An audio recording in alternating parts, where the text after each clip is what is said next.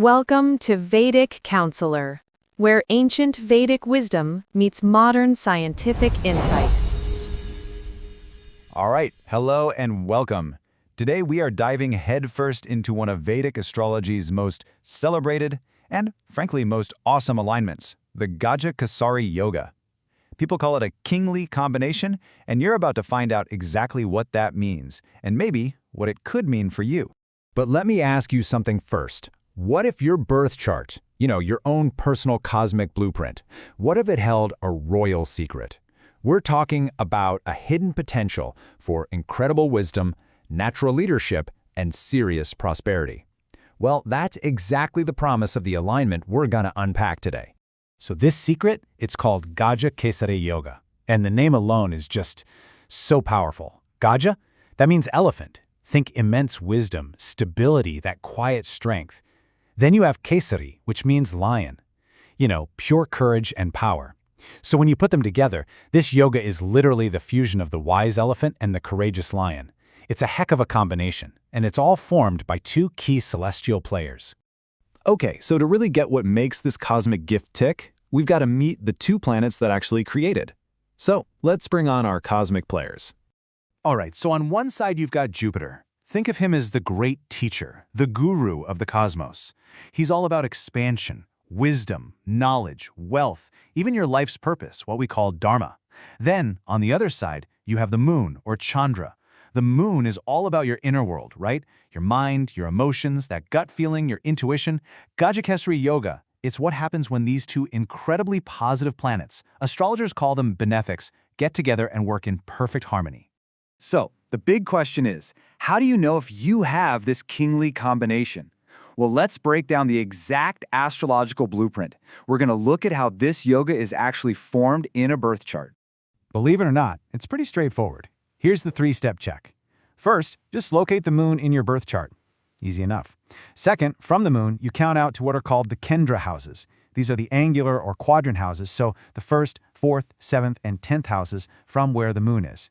And step 3, you just check if Jupiter is sitting in any one of those 4 spots. If it is, well, congratulations, you've got Gaja Kesari Yoga.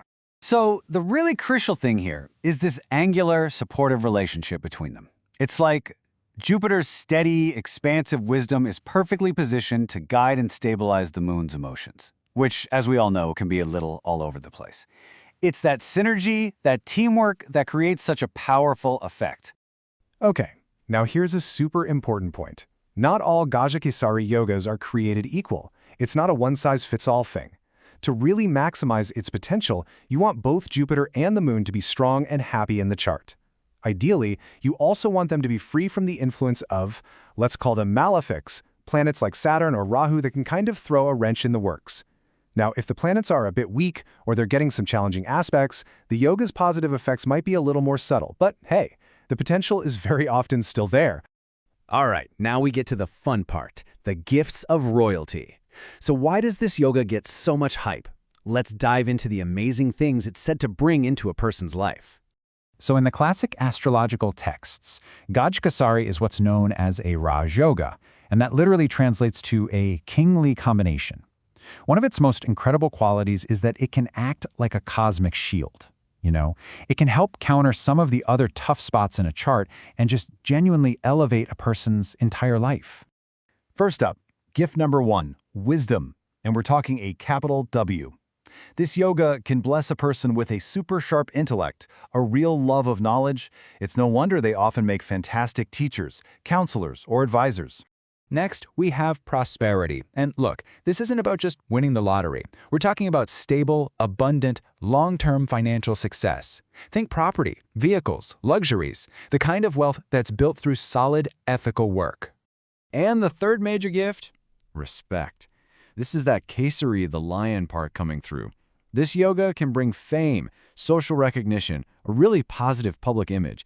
People with this alignment just seem to naturally command respect. They inspire others without even trying.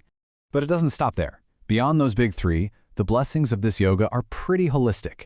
We're talking about emotional strength and courage, harmonious family life, good vitality and longevity, and even protection from enemies or negativity. It really does touch almost every part of your life. What's also really cool is how the yoga gets a different flavor depending on where it shows up in your chart. Like, if it's in the first house, it might really crank up your charismatic leadership skills. If it's in the fourth house, it could point to major wealth from home and property. The seventh house? Think successful partnerships, business or personal.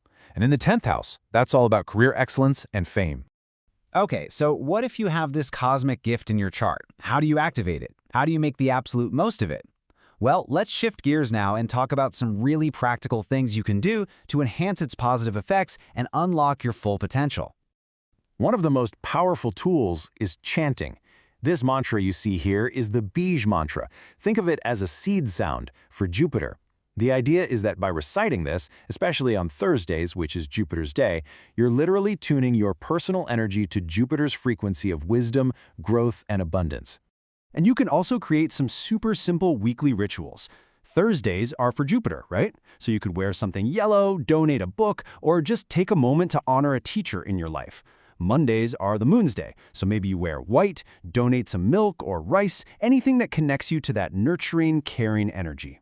Now, there are other tools, of course, things like gemstones, a yellow sapphire for Jupiter, or a pearl for the Moon, but, and this is a big but, you absolutely must talk to a qualified expert before even thinking about wearing one. On a simpler note, things you can do right now, adopting a more balanced or sattvic lifestyle, and just making a commitment to always be learning, those are fantastic ways to naturally align with the powerful energy of this yoga. But here's the thing, the real key to all of this is consistency. These aren't quick-fix magic spells, they're practices, and when you do them with genuine intention, you're basically partnering up with your chart's potential. You're the one who turns that cosmic promise into real, actual success in your life. And that really brings us to the final, most important thought. Your birth chart. It can show you the blueprint of your potential. It can show you a gift like Gaja Kesari Yoga, but a blueprint is just a plan, isn't it? At the end of the day, it's up to you and only you to pick up the tools and actually build something amazing. So the question I want to leave you with isn't just what's in your chart, it's what are you going to build with it? If you found this video helpful, please consider subscribing to the channel Vedic Counselor.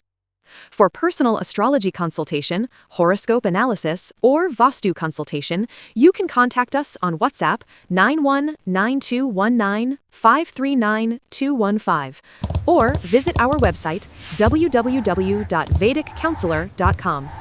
Thank you for watching.